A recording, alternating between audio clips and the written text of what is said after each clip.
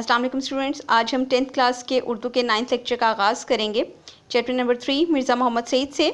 इस चैप्टर को हमने पिछले लेक्चर में शुरू किया था, अब मज़ीद इसको आगे पढ़ेंगे।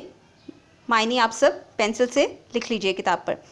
पेज नंबर 14 की तरफ देखिए, थर्ड पैराग्राफ। मिर्ज़ा साहब दिल्ली के शुरफा के एक मुतमव्विल ख़ानदान के चश्मो चराग़ थे। दिल्ली के शुरफा दिल्ली के नेक लोगों में से थे।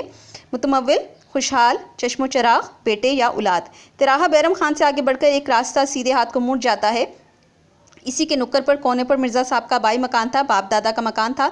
इसी इलाके में सर सैयद अहमद खान का कदीम मकान भी था, पुराना घर भी था। सर सैयद से भी मिर्ज़ा साहब की अजीज़ दारी थी और मुंशी ज़काउल्लाह, यानी ये दो शख्सियात थी, मुंशी ज़काउल्लाह और सर सैयद, जिनसे मिर्ज़ा साहब की रिश्तेदारी थी, से भी इनकी क़राबतदारी थी। करीब के लोग थे, करीब रहते थे। 50-60 साल पहले दिल्ली के मुसलमान शुरफा में अंग्रेज़ी तलीम को अच्छी नज़रों से नहीं देखा जाता था, यानी अंग्रेज़ी तलीम हासिल करना पसंद नहीं किया जाता था। मगर सर सैयद ने मुसलमानों के इस गलत नज़रिए, गलत सोच की बहुत कुछ इस्लाह कर दी, दुरुस्ती कर दी थी। इसी ज़माने में दिल्ली के दो नौजवान ने आला तलीम हासिल करके, यानी अच्छी और बेहतरीन तलीम हासिल करके इल्मी हलकों में नमूद हासिल की। नमूद जी परवान चढ़े या नशोनुमा हासिल की।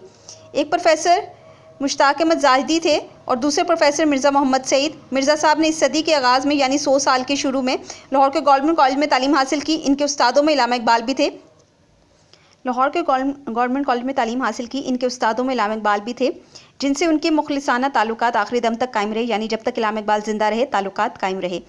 अंग्रेज़ी अदबियात में एमए की सनद लेने के बाद मिर्ज़ा साहब ने 1906-07 में साल 2 साल अलीगढ़ में पढ़ाया। इसके बाद गवर्नमेंट कॉलेज लाहौर ही में अंग्रेज़ी के प्रोफेसर हो गए।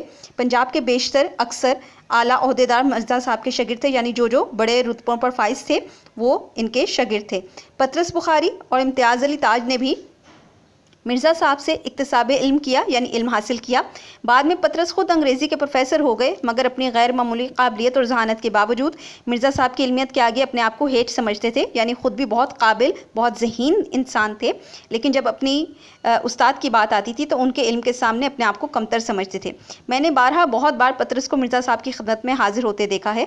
पतरस को मैंने किसी और का इतना अदब एहतराम करते नहीं देखा, यहाँ तक कि वासरा हिंद का भी, यानी जितनी इज़्ज़त वो अपने उस्ताद की करते थे इतनी वासरा हिंद की भी नहीं करते थे। पतरस के सिलसिले में एक दिलचस्प वाक़या याद आ गए। पतरस ऑल इंडिया रेडियो के डायरेक्टर जनरल हो गए थे, मगर पुराने दोस्तों से रस्म राह में ज़रा भी फ़र्क ना आया, बिल्कुल भी ताल्लुकात में कमी ना आई। रस्म राह ताल्लुक मिर्ज़ा साहब को उन्होंने किसी न किसी तरह आमादा कर लिया, तैयार कर लिया कि रेडियो से कभी कभी तकरीर नशर किया करें। 2-1 तकरीरों के बाद मिर्ज़ा साहब ने कॉन्ट्रैक्ट वापस करने शुरू कर दिए। शुदा यानी होते होते बात पतरस तक पहुंची। हाजिर होकर वजह दरियाफ्त की वजह पूछी। मिर्ज़ा साहब ने फरमाया, तुम्हें इस्लाह देने के बाद मुझे ये मंजूर नहीं कि तुम्हारे शागिर्द मुझे इस्लाह दें, यानी मैं तुम्हारा उस्ताद हूँ लेकिन तुम्हारे शागिर्द मेरे उस्ताद बनने की कोशिश करें। इस्लाह मशवरा देना या दुरुस्ती करना। पतरस ने बड़ी माजरत की, माफ़ी मांगी, मगर मिर्ज़ा साहब ने आइंदा नशर करने के लिए आमादा नहीं हुए, तैयार नहीं हुए। अगले दिन दफ्तर में क़यामत आ गई, तूफ़ान आ गया। पूरे स्टाफ को जमा करके उन्होंने, यानी पतरस ने, ब्रॉडकास्टिंग के हुस्न अखलाक पर एक तवील लेक्चर दिया, लंबा लेक्चर दिया। बात तो खुली गई थी, सामने आ गई थी। स्टेशन डायरेक्टर ने तकरीरों के इंचार्ज को बुलाकर कहा, अगर अपनी खैर चाहते हो, बेहतरी चाहते हो तो मिर्ज़ा साहब को मना कर लाओ, राज़ी करके लाओ। इसको मालूम नहीं था कि मिर्ज़ा साहब पतरस के उस्ताद हैं। हस्बे दस्तूर रवायत के मुताबिक अपनी कार्रवाई दिखाने के लिए, काम दिखाने के लिए इसने इनके मुसवदा कहते हैं जी, पहली कॉपी जिसकी नकल ना हुई हो, में से 2-1 फ़िक्रे जुमले निकाल दिए थे। इन फ़िक्रों का, इन जुमलों का निकालना ही इसका नौकरी से निकाले जाने का पेश खैमा, वजह या बुनियाद बन गया। भागा मिर्ज़ा साहब की खिदमत में, माफ़ी मांगी, हाथ जोड़े। मिर्ज़ा साहब ना माने तो बोला, हज़रत मेरी नौकरी गई, बाल बच्चे भूखे मरेंगे, यानी मेरे रिस्क का ख्याल करें और आपको दुआएं देंगे। मिर्ज़ा साहब के कान खड़े हुए, बोले, ये तो मैं नहीं चाहता, ये तो मेरी ख्वाहिश नहीं है। इसने कहा, अगर आप ये नहीं चाहते तो इस कॉन्ट्रैक्ट को पर दस्तखत कीजिए। मिर्ज़ा साहब ने फ़ौरन दस्तखत कर दिए। जंग के ज़माने में हुस्ने इत्तफ़ाक़ से दिल्ली में लाहौर के बेशतर, यानी अक्सर जो अदीब थे, लिखने वाले थे, मुसन्निफ़ीन थे और शायर रेडियो में या दूसरे सरकारी महकमों में जमा हो गए थे। पतरस की तहरीक पर एक महदूद अदबी हल्का कायम किया गया, यानी जिसमें तमाम अदीब और शायर जमा किए गए, जिसमें डॉक्टर तसीर, फैज़ अहमद फैज़, हामिद अली ख़ान, हमीद अहमद ख़ान, चिराग हसन हसरत, महमूद निज़ामी, ग़ुलाम अब्बास, अंसार नासरी वगैरह शरीक किए गए थे। हर महीने इसका एक जलसा होता था, कभी पतरस के घर पर, कभी डॉक्टर तसीर के घर पर। इसमें एक मकाला कहते हैं जी, किसी ख़ास मौजू पर मुदल्लिल गुफ्तगू करना, अदबी मौजू पर पढ़ा जाता और इस पर गुफ्तगू की जाती। एक जलसे में महमूद निज़ामी ने मकाला पढ़ा, इसमें मिर्ज़ा साहब भी तशरीफ़ लाए थे। डॉक्टर तसीर ने गुफ्तगू का आगाज़ किया, पतरस खामोश रहे। मिर्ज़ा साहब ने इससे दरख्वास्त की गई कि कुछ फरमाएं। मिर्ज़ा साहब बहसों को नापसंद करते थे, यानी बात को मज़ीद तूल देना या झगड़े की तरफ लेकर जाना पसंद नहीं करते थे। इसलिए बड़े मोहताज जी बहुत सोच समझ के राय देते थे, मशवरा देते थे। अंदाज कुछ ऐसा होता था, नहीं ये बात तो नहीं मगर खैर ऐसा भी होता है। पतरस को शौक़ी सूझी, शरारत सूझी, फैज़ को इशारा किया। मिर्ज़ा साहब के साथ ज़्यादा वाकिफ़ नहीं थे, जान पहचान नहीं थी, बात काट कर फ़ौरन शुरू हो गए। ये तो आपको मालूम ही होगा कि रोमी तहज़ीब यूनानी तहज़ीब के बाद उभरी, बाद में ज़ाहिर हुई। इतना तो इनका कहना मिर्ज़ा साहब का जलाल में आ जाना, गुस्से में आ जाना। जी हाँ, मैं ये जानता हूँ और मैं ये भी जानता हूँ। पुरानी तहज़ीबों की तारीख़ का एक दरिया था, उमड़ता चला आ रहा था।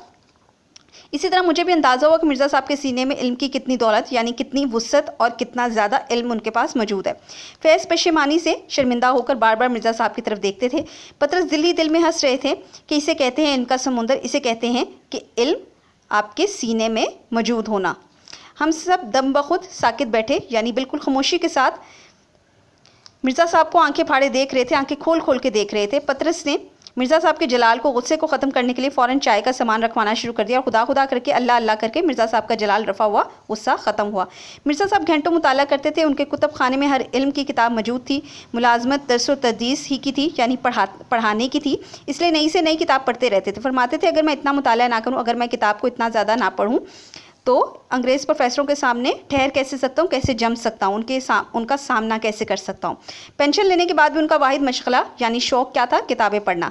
इनका ये शौक़, इनका ये शुगल जारी रहा।